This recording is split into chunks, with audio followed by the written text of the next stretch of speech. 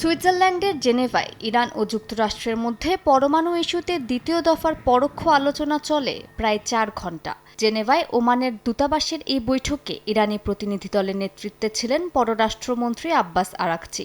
অন্যদিকে যুক্তরাষ্ট্রের পক্ষের নেতৃত্বে ছিলেন মধ্যপ্রাচ্যের বিশেষ দূত স্টিভ উইটকফ এবং মার্কিন প্রেসিডেন্ট ডোনাল্ড ট্রাম্পের জামাতা জ্যারেড কুশনার। বৈঠকে দুই পক্ষই ওমানের মধ্যস্থতাকারীদের মাধ্যমে পারমাণবিক ইস্যুতে নিজেদের প্রস্তাব বিনিময় করেছে।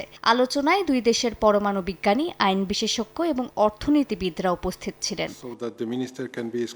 বৈঠক শেষে ইরানের পররাষ্ট্রমন্ত্রী আব্বাস আরাকচি জানান, কারিগরি অনেক দিক এখনো বাকি থাকলেও আলোচনার মূল ভিত্তি বা প্রধান নীতিগুলোর বিষয়ে দুই দেশই একমত হতে পেরেছে। তিনি আবারও দাবি করেন, তেহরান পারমাণবিক অস্ত্র তৈরি বা অর্জনের কোনো চেষ্টা করছে না। বৈঠক শেষে জেনেভায় এক অনুষ্ঠানে আরাকচি জানান, ইরান সবসময় শান্তিপূর্ণ পারমাণবিক কর্মসূচিতে বিশ্বাস করে, তবে যে কোনো পরিস্থিতিতে ইরান নিজের আত্মরক্ষায় প্রস্তুত বলেও হুঁশিয়ারি দিয়েছেন তিনি। যুক্তরাষ্ট্র এবং কিছু ইউরোপীয় দেশ ইরানের বিরুদ্ধে অবৈধ নিষেধাজ্ঞা আরোপ, সামরিক হুমকি, শক্তি প্রদর্শন ও যুক্তরাষ্ট্রের নির্দেশে অঞ্চলে উল্লেখযোগ্য সামরিক মোতায়েনের মতো পদক্ষেপ অব্যাহত রাখছে। এসব কার্যক্রম জাতিসংঘের সংবিধান ধারা 2 অনুচ্ছেদ 4-এ উল্লেখিত হুমকি বা বল প্রয়োগের নিষেধাজ্ঞার ধারাবাহিক লঙ্ঘন এবং এগুলোকে অবিলম্বে ও শর্তহীনভাবে শেষ করতে হবে। পারমাণবিক আলোচনার মধ্যেই যুক্তরাষ্ট্রের বিরুদ্ধে কঠোর অবস্থান বজায় রেখেছেন ইরানের সর্বোচ্চ নেতা আয়াতুল্লাহ আলী খামেনি। এ সময় তিনি অভিযোগ করেন, পরমাণু আলোচনার আড়ালে ইরানের ক্ষমতাকে শূন্যে নামিয়ে আনার অপচেষ্টা করছে যুক্তরাষ্ট্র।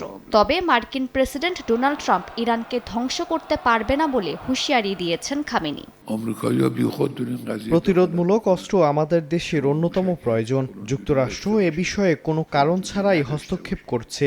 তারা আমাদের পরিসীমা নির্ধারণ করে দিচ্ছে। এর সঙ্গে যুক্তরাষ্ট্রের কোনো সম্পর্ক নেই।